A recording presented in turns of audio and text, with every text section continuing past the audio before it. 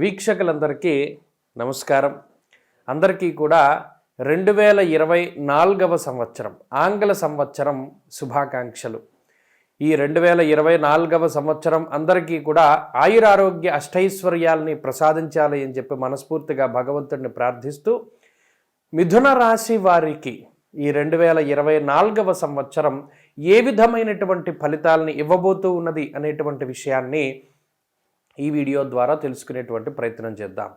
ముఖ్యంగా మిథున రాశి వారికి గత సంవత్సరం అనగా 2023 అటు రాహు లాభస్థానంలోను గురుడు లాభస్థానంలోనూ ఉండి గురు రాహువుల యొక్క పరిపూర్ణమైనటువంటి శుభ ఫలం అనేటువంటిది ఈ రాశి వారికి వచ్చింది.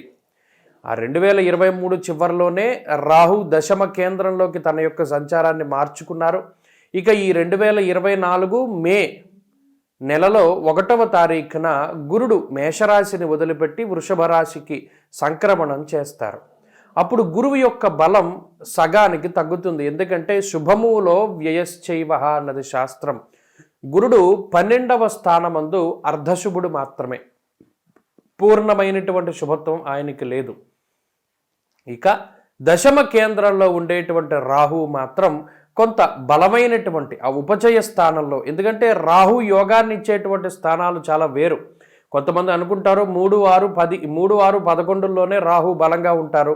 లేదా మరికొంతమంది మరీ ఛాందసంగా మాట్లాడుతూ అసలు వాళ్ళకి అవగాహన లేని జ్యోతిష్యం, కేంద్రాల్లో కోణాల్లో రాహు ఉంటే యోగిస్తారు అని చెప్పుకునేటువంటి మహానుభావులు కూడా ఉన్నారు. అయితే భవిష్యదర్శినిలో ఎప్పుడూ కూడా ప్రామాణికమైనటువంటి శ్లోకయుక్తంగానే చెప్తూ ఉంటాం. దీనికి ప్రమాణం ఋషులే చూసుకుంటారు. జ్యోతిష్యంలో అబద్ధపు వాక్యాలు చెప్తే ఋషులే వాళ్ళు శాపాన్ని ఇస్తారు. ఋషి చెప్పినటువంటి వాక్యాన్ని మనం చెప్పుకుంటే ఋషి యొక్క అనుగ్రహం కలుగుతుంది. కాబట్టి ఈ ఫలితం మంచిదా చెడుదా, ఎందుకంటే ఖచ్చితంగా దీన్ని ఫేస్ చేయాల్సినటువంటి వారు ఎవరు? మిథున రాశి వారే. నేను మంచి అని చెప్తే మంచి అయిపోదు, చెడు అని చెప్తే చెడు అయిపోదు. కేవలం నా వరకు, నా పని ఎంతవరకు, ఈ సంవత్సరం ఈ గ్రహస్థితి ఇలా ఉంది అని ఋషులు చెప్పారు అని తెలియజేయడం వరకే. ఎందుకంటే అది నేను చదువుకున్నాను కాబట్టి స్పష్టంగా ఎక్కడ స్కిప్ చేయకుండా వినండి. అసలు ఈ సంవత్సరం మీద పూర్తి అవగాహన వస్తుంది. వ్యయస్థానమందు గురుని యొక్క స్థితి, దశమ కేంద్రమందు రాహు యొక్క స్థితి, నవమ స్థానమందు శనేశ్వరుని యొక్క స్థితి. మరిది పూర్తిగా మిథున రాశికి అటు వ్యతిరేకమైన గ్రహస్థితి కాదు, అలాని కలిసొచ్చేటువంటి గ్రహస్థితి కూడా కాదు. ఇది మిశ్రమమైనటువంటి సంవత్సరంగా చెప్పవచ్చును. ఒక అద్భుతమైనటువంటి విషయం ఏంటి అంటే, మే నెల వరకు కూడా గురుని యొక్క మార్పు లేదు. అనగా ఈ 5 నెలలు కూడా మిథున రాశి వారికి శుభకాలమే నడుస్తూ ఉంటుంది. అలాగే రాహు అనుకూలంగా ఎలాగ ఉన్నారు కాబట్టి మే వరకు కూడా ఏ విధమైనటువంటి ఇబ్బందులు ఉండవు.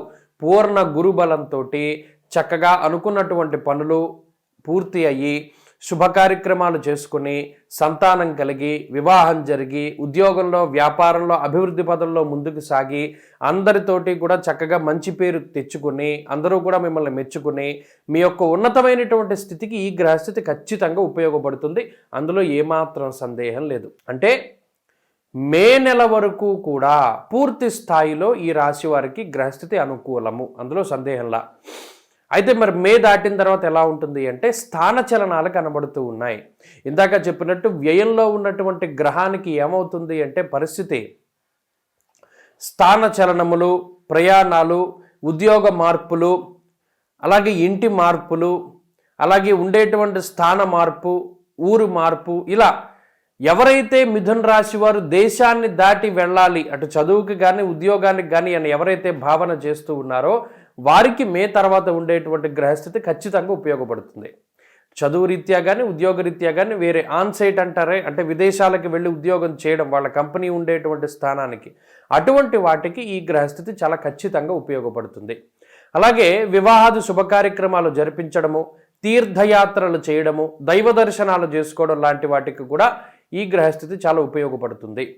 అయితే ఈ సంవత్సరం ఏం చేస్తారు మిథున రాశి వారు అంటే ఆనందదాయకమైనటువంటి సమయాన్ని గడుపుతూ కొంత వంశపారంపర్యంగా వచ్చినటువంటి ఆస్తిపాస్తులు ఏవైతే ఉన్నాయో వాటిని అమ్మేటువంటి ప్రయత్నం చేస్తారు. అలాగే మీరు సంపాదించుకున్నటువంటి అది ఇళ్ళో, స్థలమో, పొలమో, బంగారమో, వాహనమో, లేకపోతే ఇంకోటి ఏదైనా సరే వాటిని క్రయ విక్రయాలు చేసేటువంటి పరిస్థితులు ఈ సంవత్సరంలో ప్రధానంగా కనబడుతున్నాయి. మరీ ముఖ్యంగా యాన్సిస్టర్ ప్రాపర్టీస్, వంశపారంపర్యంగా వచ్చేటువంటి ఆస్తిపాస్తుల తాలూకు వాటిపై అమ్మకాలు కొనుగోలు చేసేటువంటి పరిస్థితులు, అలాగే వంశపారంపర్యంగా వస్తూ ఉన్నటువంటి బంగారు ఆభరణాన్ని అమ్మకాలు కొనుగోలు చేసేటువంటి పరిస్థితులు ఇవి ప్రధానంగా మిథున రాశి వారికి కనబడుతూ ఉన్నాయి. మిథున రాశి వారు ఎవరైతే గృహప్రవేశము, గృహారంభాదులు అంటే కొత్త ఇల్లు కొనుక్కోవాలి, కొత్త ఇల్లు కట్టుకోవాలి అని ప్రయత్నాలు చేస్తారో వారు ఈ సంవత్సరంలో చక్కగా ఆ ఇంటికి సంబంధించినటువంటి పనులను పూర్తి చేసుకోగలుగుతారు. నూతన గృహప్రవేశాది యోగాలు కనబడుతూ ఉన్నాయి. శంకుస్థాపనకి, గృహప్రవేశానికి కూడా అత్యద్భుతమైనటువంటి అవకాశాలు ఉన్నాయి. అలాగే ఈ సంవత్సరంలో ఎవరైతే కారు కొనుక్కోవాలి లేదా మరి ఇంకో వాహనం కొనుక్కోవాలి అనుకుంటున్నారో వారి కోరికలు కూడా ఖచ్చితంగా నెరవేరుతాయి. అలాగే వివాహాది శుభ కార్యక్రమాలు జరగవలసినటువంటి వారు ఎవరైతే ఉన్నారో వారికి కూడా ఖచ్చితంగా వివాహాది శుభ కార్యక్రమాలు జరుగుతాయి. అలాగే సంతానం కలగక ఇబ్బంది పడుతూ ఉన్నటువంటి వారికి సంతానం కలుగుతూ ఉంటుంది. అలాగే భాగ్యస్థానమందు ఎప్పుడైతే శని యొక్క సంచారం ఉన్నదో స్వదార స్వసుత క్లేశం భాగ్యస్థానగతే శని అన్నారు. అనగా ఒక్క విషయం మాత్రం కొంత ఇబ్బంది పెడుతుంది.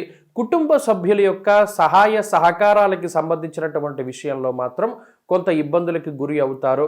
అలాగే ఇష్టమైనటువంటి వ్యక్తుల్ని వివాహం చేసుకునేటువంటి విషయంలో కూడా కించిత్ ప్రతిబంధకమైనటువంటి పరిస్థితుల్ని ఎదుర్కోవడానికి అవకాశం ఉంటుంది. అలాగే ఈ సంవత్సరం వ్యాపారం చేసుకునేటువంటి వారికి చాలా అద్భుతంగా ఉంది. కిరాణా షాపులు కానివ్వండి, 1 గ్రామ్ గోల్డ్ పెట్టుకునేటువంటి వారు కానివ్వండి, వస్త్ర వ్యాపారాలు చేసేటువంటి వారు, ట్రాన్స్పోర్ట్ బిజినెస్, ఇలా ఆహార పదార్థాలకి సంబంధించి హోటల్స్, రెస్టారెంట్లు నడిపేటువంటి వారు, ఇలా ఈ వ్యాపారాలు చేసేటువంటి వారికి అత్యద్భుతంగా ఉంటుంది. సినిమా థియేటర్లు నడిపేటువంటి వారు, లాడ్జ్లు నడిపేటువంటి వారు, ట్రావెల్స్ నడిపేటువంటి వారు, అలాగే ఐటీ ఎంప్లాయీస్, అలాగే రాజకీయ రంగంలో మంచి పదవుల్ని ఆశించేటువంటి వారు, వీరందరికీ కూడా ఈ సంవత్సరం అత్యద్భుతమైనటువంటి ఫలితాలు ఈ గ్రహస్థితి వల్ల రాబోతూ ఉన్నాయి. ఈ సంవత్సరం వచ్చినటువంటి ఆదాయం సంవత్సరం మొత్తానికి 100 రూపాయలు ఉంటే ఖర్చు 150 రూపాయలు ఉంటుంది. అది ఒక్క విషయం గుర్తుపెట్టుకోవాలి. మరి అదేంటంటే ఆదాయానికి మించి ఖర్చు ఉంది కదండి అంటే ఆ ఖర్చు ఇందాక నేను చెప్పినట్టు వాహనాలకో, ఇళ్లకో, బంగారానికో, శుభ కార్యక్రమాలు చేయడానికో, ఇలా మీకు కలిసొచ్చేటువంటిది మీ యొక్క డ్రీమ్ ప్రాజెక్ట్ ఏదైతే ఉన్నదో వాటికి సంబంధించి మాత్రమే మీరు ధనాన్ని ఖర్చు పెట్టేటువంటి పరిస్థితులు ఉన్నాయి. కాబట్టి ఆ శుభమూలో వ్యయశ్చైవ అన్నటువంటి శాస్త్రానికి అది సరిగ్గా సరిపోతుంది. కాబట్టి ఆర్థిక ఇబ్బందులు అయితే ఈ సంవత్సరం ఉండవు. అడపాదడపా ఈఎంఐల రూపంలో ధనాన్ని ఖర్చు పెట్టాల్సి వస్తుంది. అది మాత్రం మీరు చేయవలసి ఉంటుంది.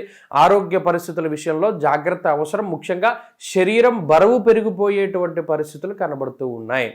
ఈ వంశపారంపర్యంగా వచ్చేటువంటి అనారోగ్య సమస్యల విషయంలో కొంత జాగ్రత్తగా ఉండాలి. మినహాయించి మిథున రాశి వారికి 2024 సంవత్సరం ఒక అత్యద్భుతమైనటువంటి సంవత్సరంగానే మిగిలిపోతుంది. అయితే చదువుకునేటువంటి వారికి కూడా ఈ సంవత్సరం చాలా మంచిది. స్త్రీలకి ప్రత్యేకించి ఈ సంవత్సరం మంచి ఫలితాలను ఇవ్వబోతూ ఉన్నది. కాబట్టి ఈ సంవత్సరంలో మరింత మంచి ఫలితాల కోసమై ఏం చేయాలి అంటే అటు కాలభైరవాష్టమి ఎప్పుడైతే వచ్చిందో నెలలో వస్తుందో ఒకసారి ఇలా ఏ నెలలో వచ్చిందో చూసుకుని ఆ కాలభైరవాష్టములు కానీ లేదా అనఘాష్టమి వ్రతాలు అని చెప్పి ఉంటాయి అవి కానీ లేదా సంకష్టార చతుర్థి వ్రతాలని ఉంటాయి అవి ప్రారంభం చేసుకుని చక్కగా వాటిని ఆచరిస్తూ ఆయా అష్టమి చవితి రోజుల్లో చేసేటువంటి వ్రతాలకి ప్రాముఖ్యత ఇచ్చుకుంటూ వెళ్ళడం ద్వారా మంచి ఫలితాలను పొందగలుగుతారు.